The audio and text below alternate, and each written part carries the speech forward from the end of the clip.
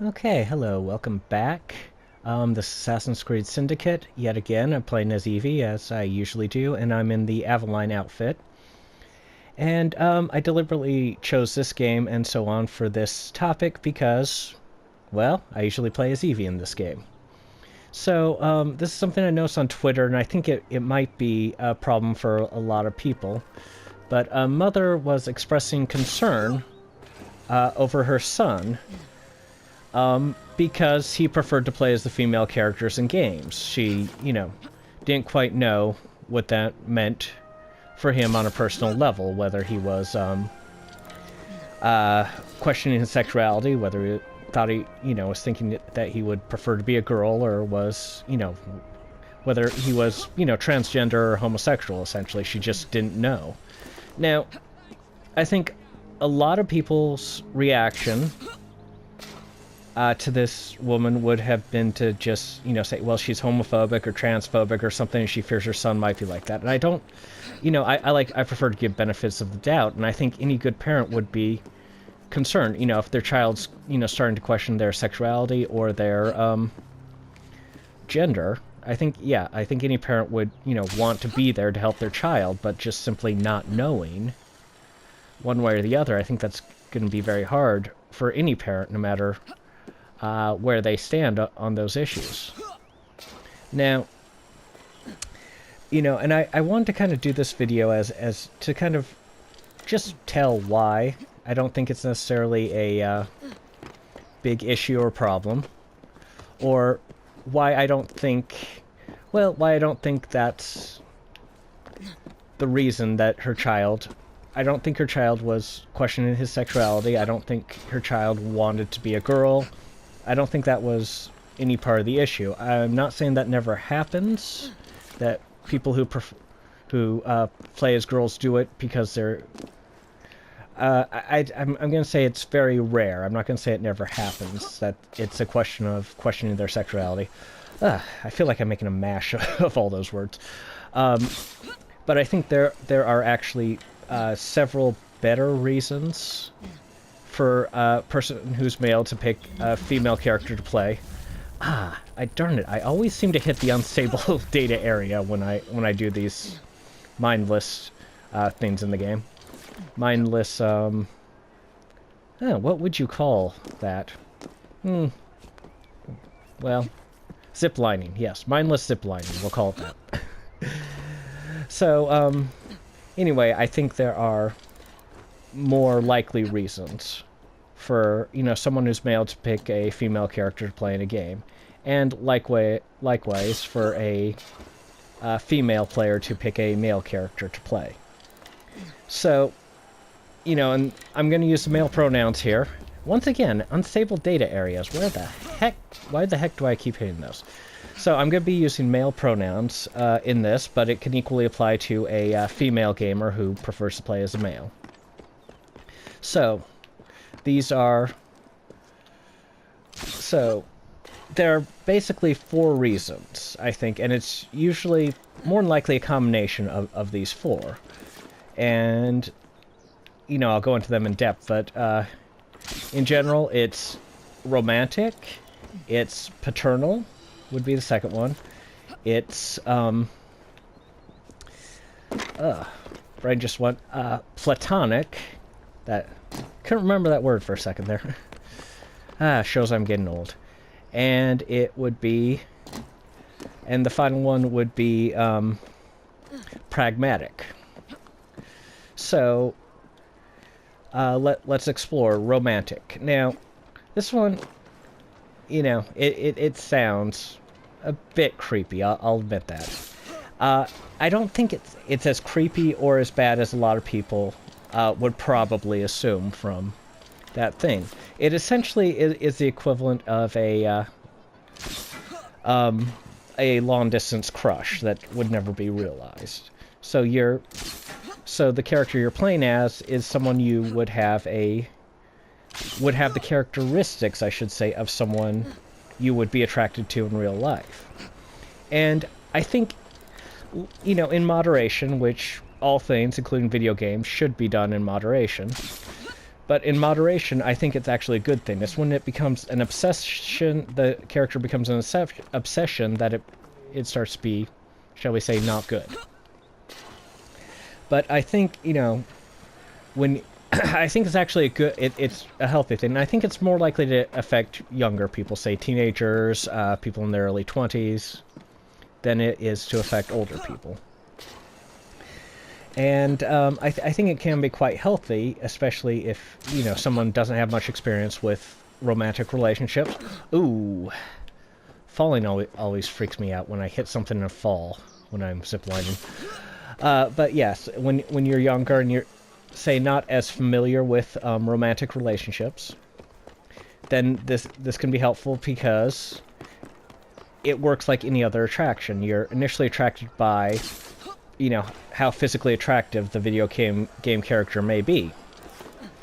And then you stick with them, you keep playing them because you're attracted not to their physical appearance, which, you know, most video game characters are going to be fairly attractive, that's how they're designed, but because you like their personality, you like being around them and hanging around them. I think that's actually probably a good training for people who are unfamiliar with romantic relationships. It'll help them to kind of see beyond the physical beauty. They'll, you know, the initial attraction to, you know, personality below, and to actually come to prefer certain personality.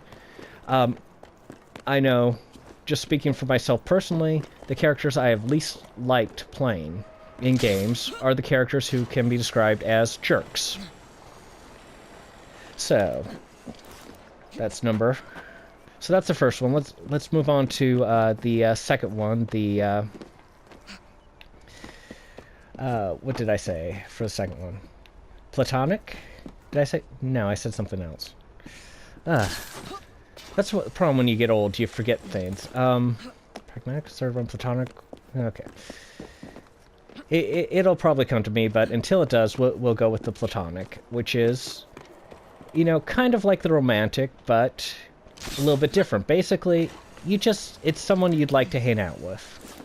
You know, if you met them in real life, you probably wouldn't mind, you know, going out for a night with them, just having a good time with them. That's what you want. You want just someone you'd love to hang out with, basically. And yeah, that's very, very good. And yeah, it's just you basically get to spend time with the person when you play them in a video game, and they're fun to hang out with. So let's go back. I now remember what the previous one was, which was paternal. Or, if you're a female going with male, maternal. But paternal, since we're using the male pronouns, we're going to use paternal. So, the paternal thing. So, this is now considered to be politically incorrect to even mention this, but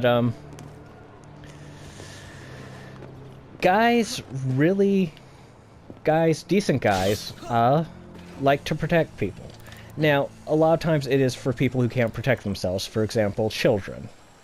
But also, you know, women can't always protect themselves, and even men can't protect themselves all the time. So it's the desire to protect. Let's see where that takes me. Oh, cool. So the desire to protect someone. It is a very strong desire, and you're actually guys are more likely to feel it if you're either playing as a child. I can personally attest that probably my most nerve-wracking moment in BioShock 2, slight spoiler for the game, but it's not that big, is the sequence where you can play as a little sister. And it was very nerve-wracking because, you know, I really, really wanted to protect the child I was playing as. And, that is, you know, very true. So, a guy's actually more likely to feel more protective of a female that they're playing as than a male.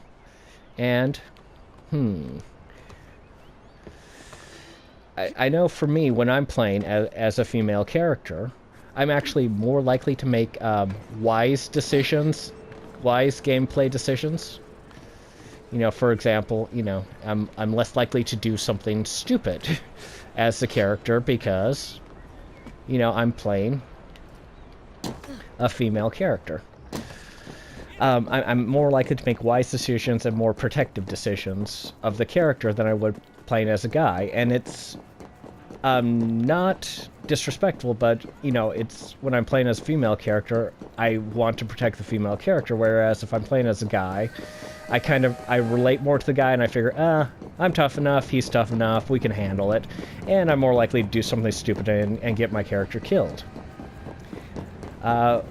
So, yeah, so that's why the protection thing kicks in. It's why, at least for guys, that's very much there, and that's why you feel like kind of a paternal protection for the characters.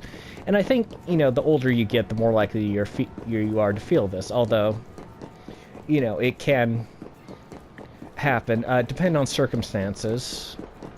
It could happen to any guy can experience this, even as young as, say, 11 or 12, if they, say, have a sad family life, or they've been, you know, their parents have divorced, things like that, and they want to kind of start their own families and to have a good family, you know, to build their own families to replace the family that's just not quite working for them in real life. You know, that kind of took a darker turn for this video, but yeah, that's...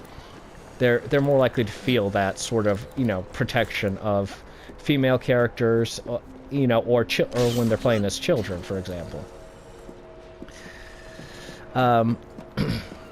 So the final one, as I said, is pragmatic. And that's because male characters and female characters, in most games, actually, they give them different skills, different abilities.